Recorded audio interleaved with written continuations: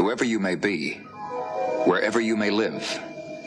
This program contains material and information that is vitally important to you and your future. It is sensitive information that until now has been kept secret.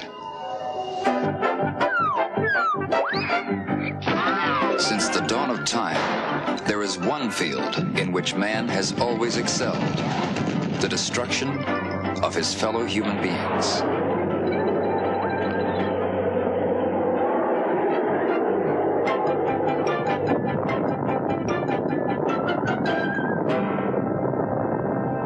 He told Dr. Russell that he should take this information and lock it up. And in 1,000 years, this should be released. He said the people of the earth are not ready for this information. It has been so long since the need for the experiment to be kept secret has been that I think the time has come to use the possibilities of such a secret, not for military use at the present time, but for the use of science and for the use of knowledge. It not only disrupted radio, but it did other things. It burned all of our wiring into the plane. It would blow fluorescent lights completely off the wall that might be 2 floors away. The crew had not been psychologically prepared for what would happen to them, and they ended up very badly. Some of them, has been fairly well established, died as a result. Others spent years, according to their own statements, in Navy hospitals. The NSA's argument was of such substance as to not require release of the documents because of the possible effect on the national security. Now, if that isn't cover-up, then what is it? Here we have an agency of the U.S. government saying we've got 131 documents about UFOs. We will not release them to anyone, including the judge, because of the sensitive nature of the materials involved. Best case can definitely be made against CIA. Definitely. The CIA has refused time and again to surrender information which the Air Force acknowledges they received, Army acknowledged they received, FBI would have acknowledged they received, things typically routed through National Military Command Center. We've gone for main engine start. The thing that we need now is we need a breakthrough in a new concept in propulsion. That when we talk about chemical propulsion, we've stretched it just about as far as we can. What we need is an anti-gravitational device or something like that. Do you think that is possible? Who knows? Anything in the future is possible. We even got a patent later on. I got a patent on a magnetohydrodynamic device that was very similar to the flying saucer. In fact, it was developed from a combination of all of the ideas of the flying saucer. In the name of the 12 colonies of man, I demand the release of the humans. Yes, go ahead.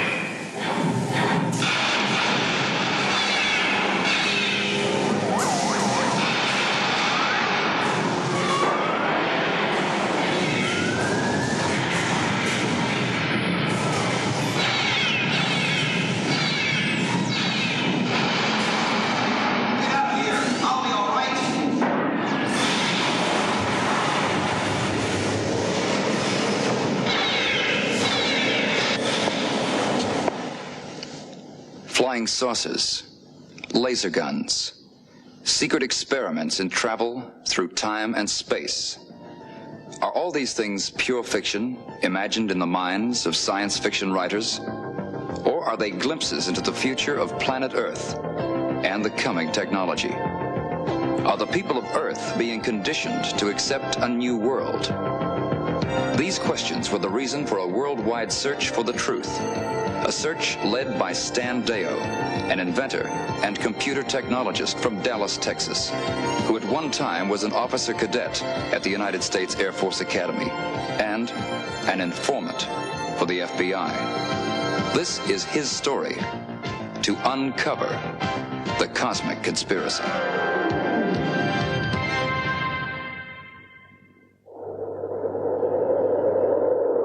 Colorado Springs, United States Air Force Academy. This is where it all began for me. It's just a few miles from the headquarters of the North American Air Defense Command, NORAD, buried deep below Cheyenne Mountain. How quickly the 20 years have gone by since my conditioning was completed. 186 of us have been programmed by post-hypnotic suggestion and subliminal training. But what training, what information had been so sensitive, so secret that even we, the trainees, could not be trusted with the conscious knowledge? Years had passed before I realized that the rebellious instructor who had reprogrammed my mind just before I left the academy had allowed me to eventually remember things that had been locked away in my subconscious, things that could affect the future path of mankind. I wondered how much of that information was connected with other experiments that had previously been carried out in Colorado. I'm sure most of you recognize this. It's light. And I'm also equally sure that most of you recognize this. It's the wire that brings the electricity up to this light to make it work. But how many of you know the name of the man that invented the system that makes this electricity?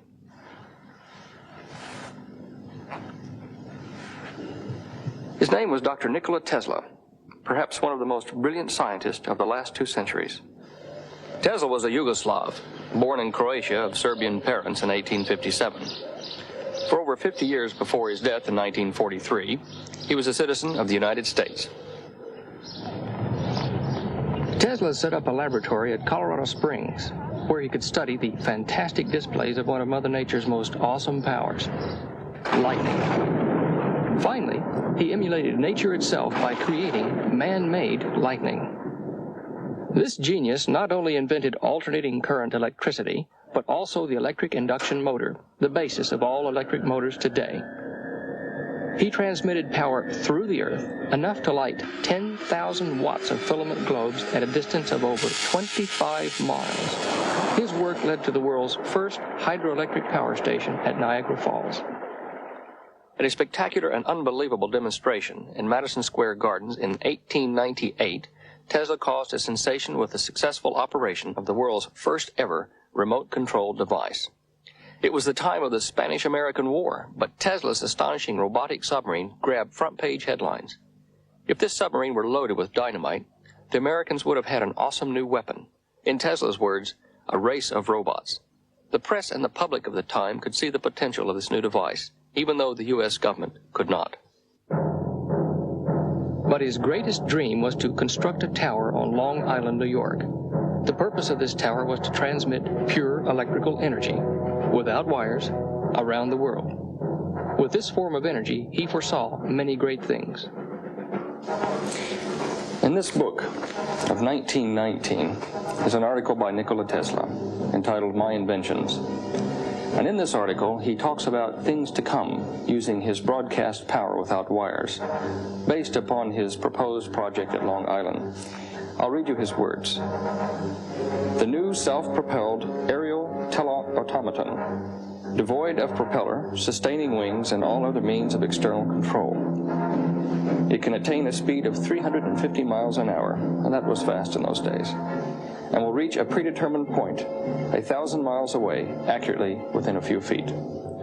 What I found most astounding about this article was the artist's impression of Tesla's electric flying machine, a cigar-shaped object surrounded by an ionized air glow. This reminded me of the many reports of UFOs that glowed. Was Tesla 80 years ago working on the same principle that flying saucers use? If so, what happened to his research papers on the matter? And why was the almost completed power tower on Long Island blown up by the authorities during World War I? The Cathedral of St. John the Divine in New York, the largest edifice of Christian worship in the world. It was here on January the 15th, 1943, that more than 1,000 distinguished citizens from around the world gathered to pay their last respects to one of the greatest scientists in recorded history. This greatness gave us the first radio broadcast in 1896 over a distance of 25 miles, 2 years before Marconi, who was credited with the invention of radio. He gave the world a system of electric power, which 80 years later has not been surpassed. He invented and patented over 900 different electrical concepts and devices. Are these ashes all that remain of this man, who even made it possible to bring down lightning from the heavens in the sight of man anywhere on the globe?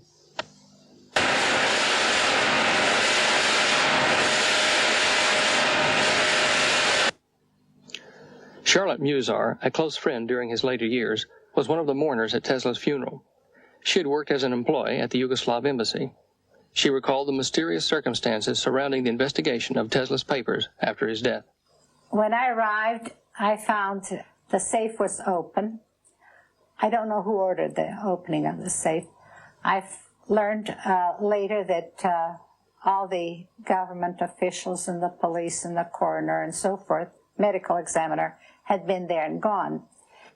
Miss Muzar explained to me that the Edison Gold Medal Tesla had been awarded in 1917 had been locked in a drawer inside the safe, along with the keys to that drawer. Closed. The knob twirled and the safe was locked. Miss Muzar had been trusted with the combination of the safe until it was reopened in Belgrade some years later. The first thing we did is to open the safe. That's when I had pulled out the combination, gave it to Mr. Krasanovic, who opened the safe, and we looked for the keys. We couldn't open the compartment and everything else. Nowhere in the safe could we find the keys.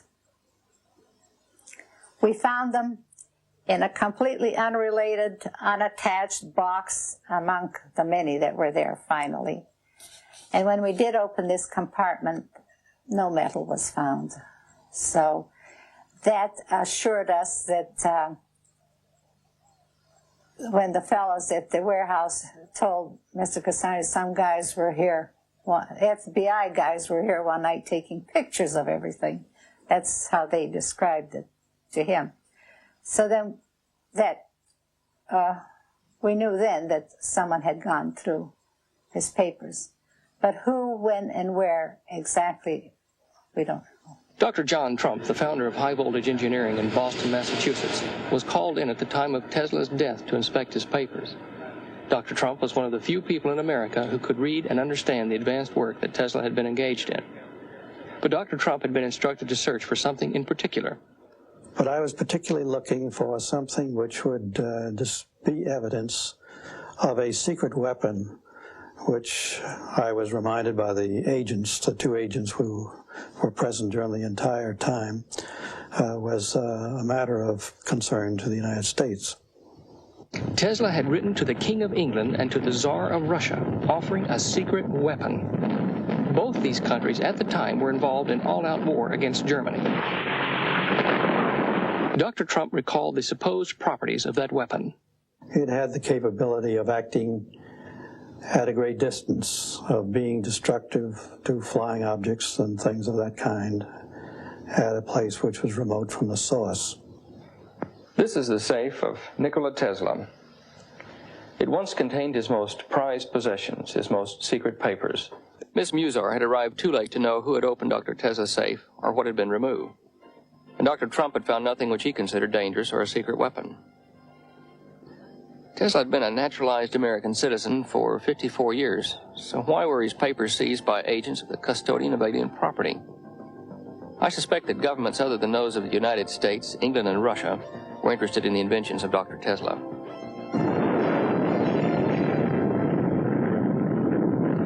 In 1943, the year of Tesla's death, was destined to become a year of the most imaginative scientific experiments in the history of the world.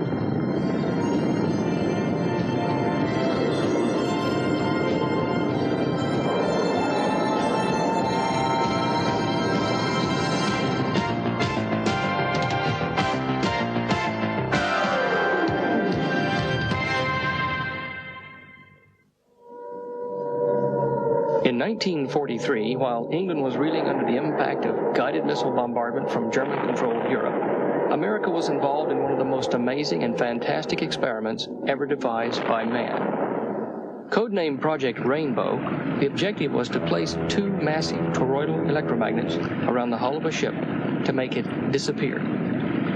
The only thorough investigation of this highly classified and bizarre experiment has been carried out by Charles Berlitz and William Moore, co-authors of The Philadelphia Experiment.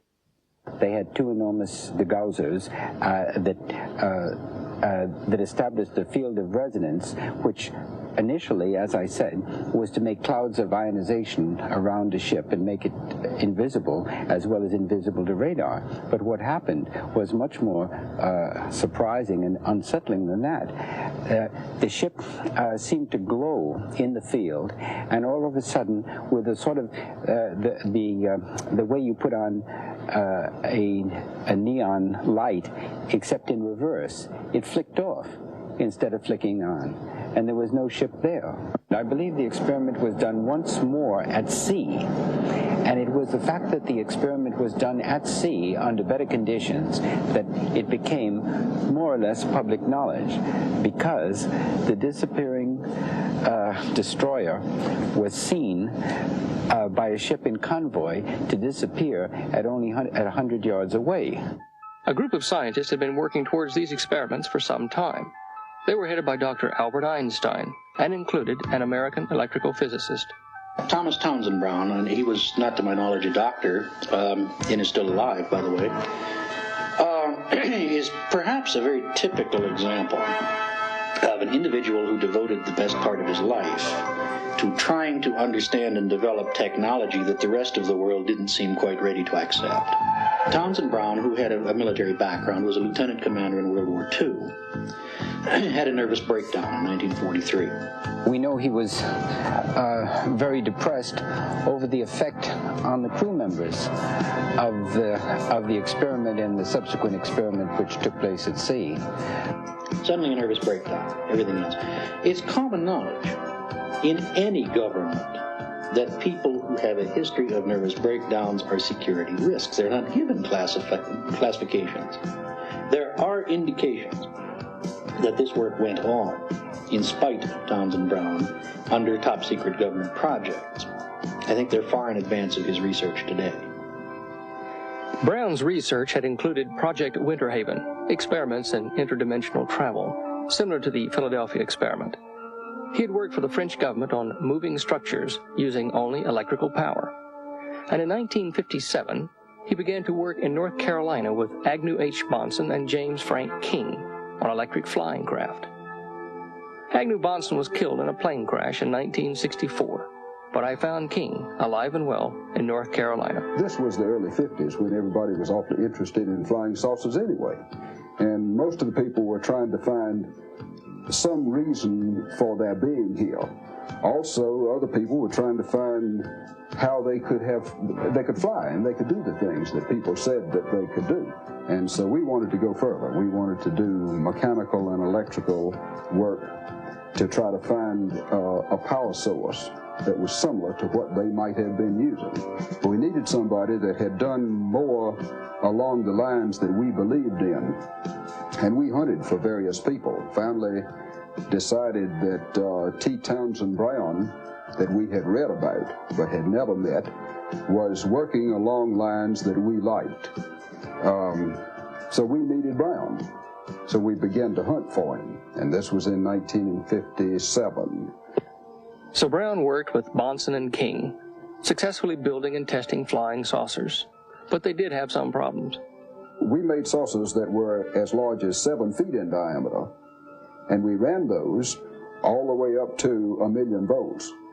And they would fly. We flew those, but they could only fly within the limits of the umbilical cord that was carrying the high voltage to them. So Brown, Bahnson, and King had realized one of the dreams of Nikola Tesla.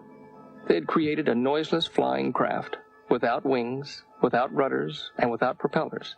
But it had to be tethered to its power source by a cable. Tesla's greatest dream was to surround the Earth with electricity, pumped into the upper atmosphere by his power tower on Long Island. This would enable the user to draw electric power anywhere on the globe from his system. Was this all that was needed to make the electric flying craft practical? J. Frank King applied for a patent on their magneto-hydrodynamic propulsion system in 1962. The U.S. government, however, held back the granting of that patent for 5 years. I asked him why.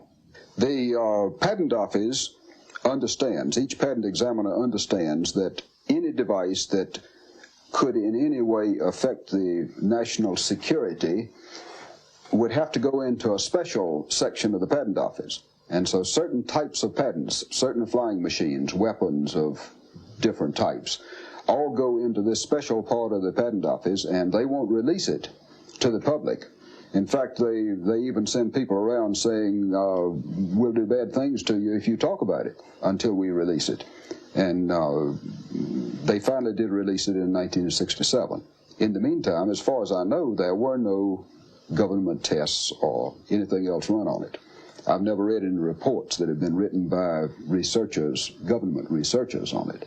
But I imagine there must have been some report written on it to have released it. Patent number 1310990, lodged on 11 December 1970 by British Railways, detailed the technical data required to build a space vehicle powered by fusion energy. The space vehicle is circular in shape, and the primary source of particle emission is an array of lasers. However, in the middle of 1982, it was announced that the program had been abandoned. My real-world job, if you want to put it that way, is in the space shuttle program. I'm project manager for spaceflight operations for the McDonnell Douglas Corporation. And you are you're stationed at the... I'm stationed at the Johnson Space Center in Houston, Texas. Mr. John Schuessler is also deputy director of a worldwide organization known as MUFON. Yes, the Mutual UFO Network is an international research and investigative organization dedicated to the study of the UFO phenomenon. And it's international because the scope of this problem is international. UFOs are seen everywhere, and they're poorly investigated in so many areas. And MUFON was put together by a group of specialists that really wanted to do more than just look at lights in the sky or chase the silly world of UFOs. We wanted to do something realistic about it. We feel there's pay dirt in the study of the UFO phenomenon. Whether it be psychological or an engineering problem, it's still going to be worthwhile. So we have consultants the world over, as well as investigators and just subscribers that contribute on a daily, weekly, monthly basis. Mr. Schuessler and the Mutual UFO Network seem to be the only credible organization in the world today carrying out objective, scientific investigation of the UFO phenomenon, even in advance of government research. I say they seem to be, but I don't believe so. In the mid-1970s, a group known as Ground Saucer Watch filed a lawsuit against the Central Intelligence Agency. This was done under the Freedom of Information Act. This lawsuit was carried on by a group calling itself Citizens Against UFO Secrecy, or CAUSE. Finally, in 1978, as a result of this lawsuit, 900 pages of information relating to the CIA investigation of UFOs were released. These 900 sheets are supposed to be all the available information the CIA had on UFO investigation up to 1978. In December 78, when the CIA released about 900 sheets of paper, of which these are some, I went through them with a fine-tooth comb. There were lots of duplicates. For example, if Mr. X in the CIA had written a memo in 1952 to his associates, Mr. Y and Mr. Z, and maybe Y had made some notes on the margin, when the CIA purged their UFO files and released copies, they would release a copy of X's memo plus the copy of that memo that went to Y plus the one that went to Z. So there were a lot of duplicates. Philip Klass is the senior electronics editor for Aviation Week and Space Technology. Out of those 900 pages, there were about 250 sheets over a 33-year period, and that had something of value. At least I felt it did. That means that on average, the CIA, the entire agency, wrote about 8 to 10 sheets of paper per year on the subject of UFOs. I venture to say that if we could get the CIA to purge and release documents on hiring prostitutes for visiting foreign dignitaries, there would be 10 times as many sheets. 8 to 10 sheets per year from the entire resources of the Central Intelligence Agency. Obviously, all available information was not released. Stephen Stoikes, administrator of CAUSE, explained why. Basically, what these government agencies will do, what the CIA will do, is ask for every available specific on a document.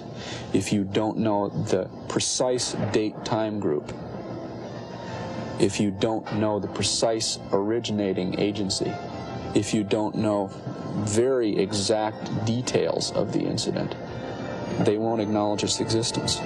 If you're one day off on the time group, there's a very carefully worded response stating, we know of no such incident on day in question.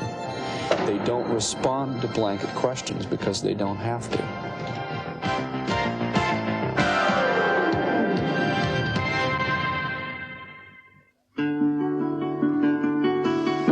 Has a background in liberal arts, history, teaching, and English. He also speaks fluent French, holds a degree in Russian, and is co-author of the Philadelphia Experiment. Stanton T. Friedman holds bachelor's and master's degrees in physics and spent 14 years working on classified government programs in high-power electric propulsion. Since 1970, they've been lecturing in schools and colleges across the United States and Canada on the presence of alien craft around planet Earth. I'd arranged to meet them in the small Arizona town of Prescott, where they'd been invited to deliver their lecture at the Yavapai College. We have been told that the Air Force was the chief agency involved in the investigation of UFOs. We have been told about Project Grudge, Project Sign, Project Blue Book. And we have been told that these are essentially the only efforts by the Air Force to investigate the phenomenon of UFOs. And that Project Blue Book was closed in 1969, and that its records in 1975 were transferred to the National Archives. And so if you write a letter of inquiry to the government, any agency of the government, you invariably will get the same answer. The government's files on UFOs were transferred to the National Archives. Project Blue Book material is totally available, and it can be viewed or obtained from the National Archives. There's only one thing wrong with that statement, and that is that it is not true. And it becomes increasingly clear that they have known a great deal, and that they have been keeping it from the American public for reasons known to the government. I had arranged for Stan and Bill to meet me in my motel room the next day. Primarily, I wanted to question them further on the cover-up of UFO investigation, and to see if they had any more information on government projects such as the Philadelphia Experiment or electric flying craft. I wasn't really prepared for what they told me. I am convinced, after 24 years now of studying investigation, that the evidence is overwhelming that planet Earth is being visited by intelligently controlled extraterrestrial vehicles. Some UFOs are somebody else's spacecraft. I'm also convinced that some small group in the government of the United States, and probably in other countries as well, knows very well that we're dealing with alien spacecraft. We're dealing with what in the States is appropriately called a cosmic Watergate. We're not convinced that everything should be put on the table. Technical data, for example, I'm not at all sure should be out on the table, because the key feature about flying saucers, forgetting philosophy, religion, and all those other areas which are certainly important, has to be, how do they work? Every government in the world would like to get its mitts on that kind of technology. Unfortunately, what that would mean, better weapons delivery and defense systems, I suppose. And so I don't think that data should be put on the table unless everybody puts all their data out on the table. We both feel that it's very, very important for the future of the race to recognize at some point in our sociological development that we are planetary creatures. That is, members of a planetary society, as opposed to nationalistic creatures, members of individual, in this case 158 now different tribes, essentially countries, on the same planet. I think that once that realization is made, that we begin to think of ourselves as members of the human race on planet Earth. The thing about governments, though, most governments, is that priority number one is to stay in power, whether they're elected governments or despotic governments. Yes. Staying in power is the key. And I think in the United States, for example, any president that stands up and says, look, we've been lying to you for 35 years, We have had positive proof of their existence. We can't reveal the technical data, but we've known it. We've had our reasons. Is going to immediately be accused of being a liar, quite straightforwardly, is in danger of losing the next election, is risking his political skin, so to speak. In the United States, that could be done by a president who had been elected twice in a row, because you can't run for a third term now. We haven't had such a president since General Eisenhower. Frequently, the question most asked, why, if they are coming here, haven't they chosen to contact us? Why don't they land on the White House lawn and make themselves known? And say, take me to your leader, of course. That's the common joke in the States. That's right. The only problem is there is no leader to be taken to. Nobody speaks for the planet. There's nobody who speaks for planet Earth. That's true. Certainly not the President of the United States does not speak for 4.5 billion That's right. He's got enough trouble talking for his own staff lately. But yeah, I think maybe the prerequisite for their communication with us is that we talk to them first. We ask them to talk to us as a planet. Now, there's been almost no thinking along that line. I was at a television station of all places and had to wait between interviews. I was doing like 3 different things there, and there was time in between. I was introduced to the station manager. We talked, and he said, gee, you ought to talk to Major Jesse Marcel. He handled one of these saucers that crashed. Well, that was kind of a good lead. He gave me the town that Jesse lived in, and I contacted Jesse, and he told me a very interesting story. Sounded very straight. He couldn't remember the exact date, said it was in all the papers. I got that story and passed it on to Bill, and he found the newspaper articles, and we checked a whole bunch of papers. Jesse was right on, and everything he had said. So he gave us an independent check on him. That was one part of the story, and that dealt with pieces of material that were found that apparently had exploded from a vehicle going by in the sky, 70 miles outside Roswell, I guess, out in the boonies. Outside Roswell. Yeah, well, New Mexico is a very big place. It's the 34th largest state, maybe the 5th, and it doesn't have a high population. It's got a lot of mountains and desert. At that time, it had fewer than 1 million people in an area of 125,000 square miles, something like that. And they're mostly in the cities, and it was an area where there was an enormous amount of classified government research going on. That's the place where the atom bomb was first tested. It's where it was developed. It's where all the early rockets after the Second World War were fired, and captured German rockets at White Sands Proving Ground. It was where the secret city Los Alamos was. There were a number of other Air Force bases. You could hide an army there. And you had a whole host of people who were very patriotic after the war when they found out that the atom bomb was developed there. Then they knew that there was a reason for the security that they'd run into. He was the intelligence officer of the only atomic bombing group in the world, the 509th bomb group. They found all this stuff covering the ground, 3/4 of a mile long, maybe a 1/4 mile wide, kind of V-shaped.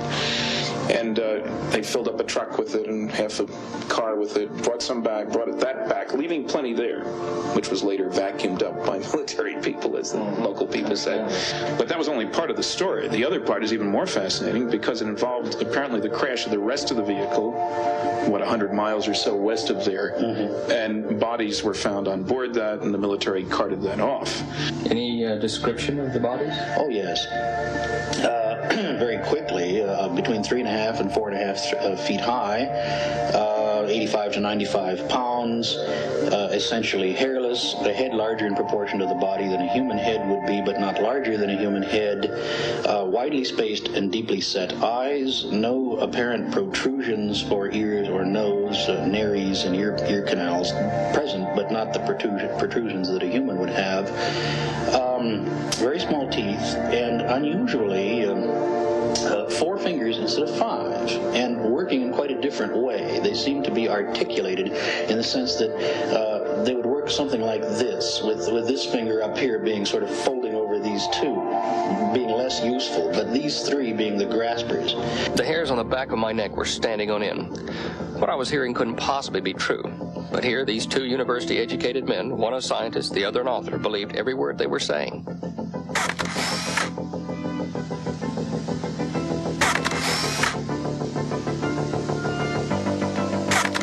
We should stress here now that there are more than 3,000 reports in one computerized file of observations of alien beings associated with flying saucers. That covers dozens of countries, lots of incidents over at least a 35-year period.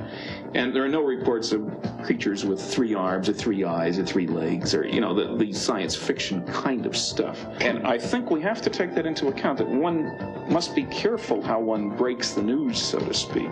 In the United States, for example, the Mormon religion has long accepted the notion of beings on other worlds. Certainly the Buddhists do, and the Hindu religion does. There are some fundamentalist Christian sects in the United States, however, who are not inclined in that direction at all. I mean, this is it. And it would be very upset and disturbed. You can't just lay something as significant as flying saucers, which change our whole position in the universe, after all. It's like Copernicus. He took man out of the center of the universe, moved it one step over from the Earth to the sun. The book was banned for 300 years because it was disturbing to the high priesthood of the time. So the next generation is certainly going to know, you know, have a different perspective. But you've got to be careful about that. You can't destroy what people have thought and grown up with without replacing with something that's solid and concrete. Max Planck, a German physicist, once said that new ideas come to be accepted not because their opponents come to believe in them, but because their opponents die and a new generation grows up that's accustomed to them. And so it may well be that you need to have this background. Space travel, man is not alone. These are commonly accepted notions now. They certainly weren't 30 years ago. If you go back to 1947, you talk space travel, you were considered pretty odd, pretty strange. That was science fiction. That was Buck Rogers and Flash Gordon. So there has been an enormous shift in attitude. And maybe the finishing touch for that is the announcement, some kind of announcement about flying saucers.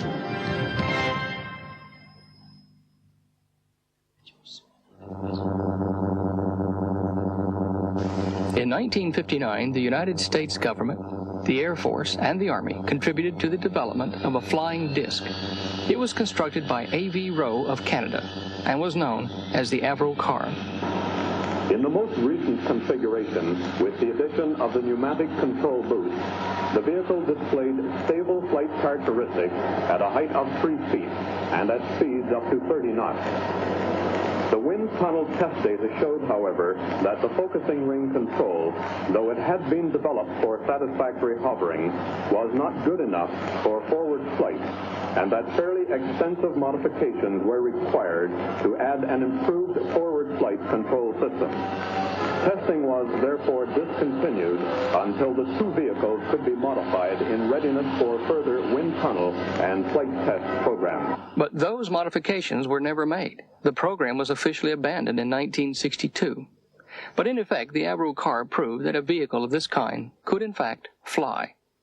Does it seem pure coincidence then that 1962 was also the year that J. Frank King applied for patent on the magneto-hydrodynamic system of propulsion? King had told me of Agnew Bahnsen's visions of the future, which he had expressed in his book, The Stars Are Too High. He wrote it because he was interested in a number of things that this would put before the public. One is the tremendous physical and psychological power that a country would have if it alone controlled a machine like a flying saucer. He was interested in politics, but never a politician. He was more scientific than he was politically inclined, but he was highly interested in, well, his Council of Eight that he sort of coined. The Council of Eight is a group made up of a group of 8 people drawn from the world. And these are influential people, not politically inclined people. They could be scientists, they could be other people. And he was working toward the end of his lifetime trying to really establish that. To start off with, it was a thought that he put in his book. His book included the flying saucer, the Council of Eight, the devastation that a machine like this could cause, or the possibility that maybe it could draw people together. If all of a sudden you have a weapon that's so powerful that there's no countering it, then no one should own it. And maybe the weapon should be destroyed, and everybody recognized that, we just shouldn't do that. It parallels atomic energy right now. But this also would have been that type of device. And so I think he had philosophical reasons for wanting to write a book like this. There were a lot of things that he wanted to bring out, and did bring out in his book, The Stars Are Too High. Rear Admiral Rocque is the spokesman for the Center for Defense Information in Washington, D.C. We stand for strong national defense. We think war is a pretty stupid way to settle international difficulties, and nuclear war we think is insane. The worst single problem facing planet Earth today is overpopulation. The only effective method demonstrated to date that can control this overpopulation is war.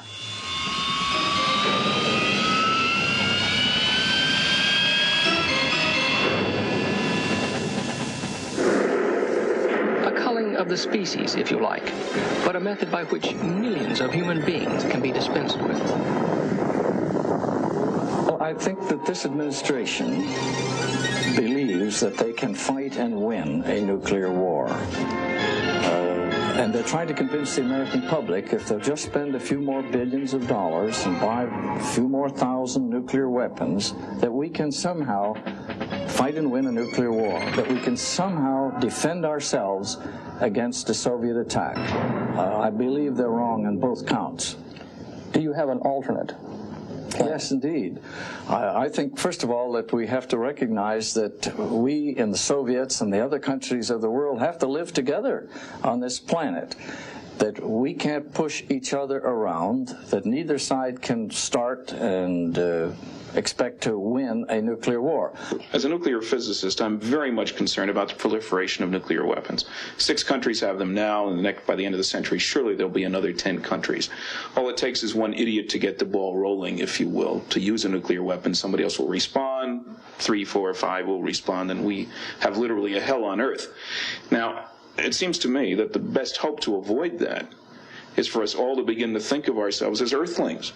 When the United States first began to deploy reconnaissance satellites back in the early 1960s, the Russians protested loudly.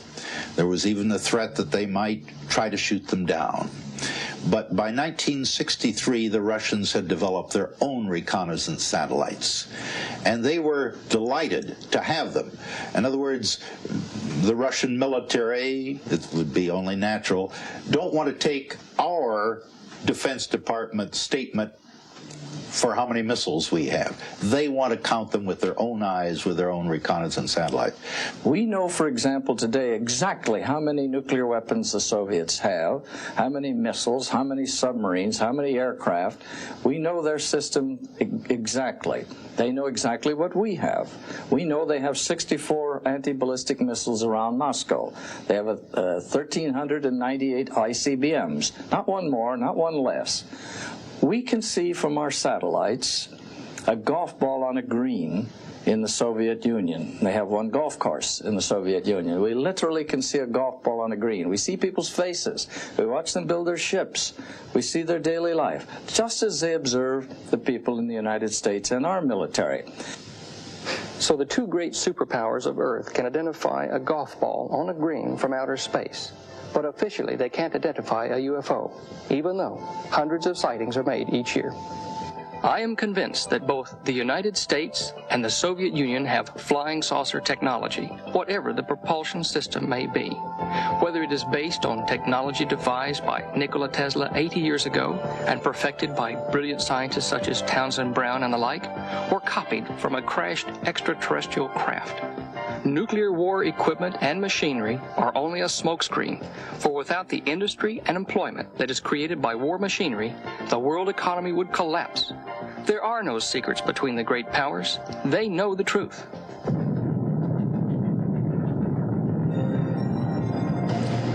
Now, in light of the documentary you've just seen, you may find yourself at some future date in a dilemma.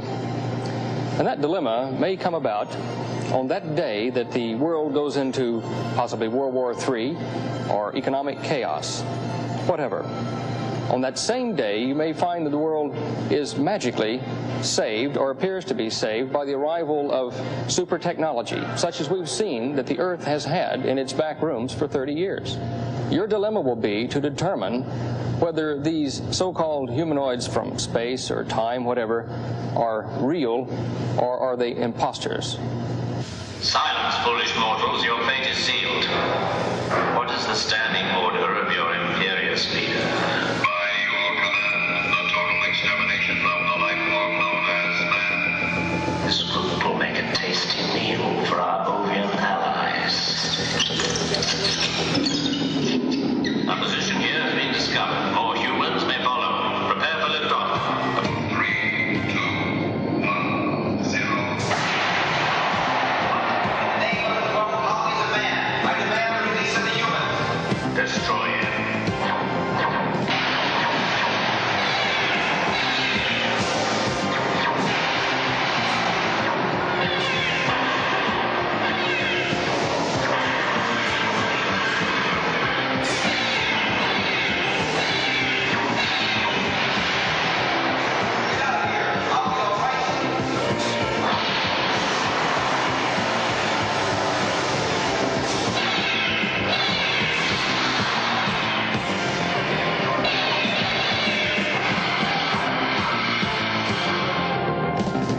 After seeing the Battlestar Galactica set here at the Universal Studios tour, I'm even more impressed with the illusions that man and his technology can produce today.